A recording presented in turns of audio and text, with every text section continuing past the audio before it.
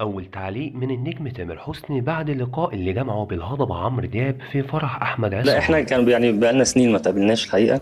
وهو فنان كبير جدا وانا بحبه جدا وكل الناس عارفه ان انا بحبه، وهو بيحبني الحقيقه. بس اعتقد بيبقى فيه الفانز ممكن يبقى في حماس بينهم شويه واخدهم زياده.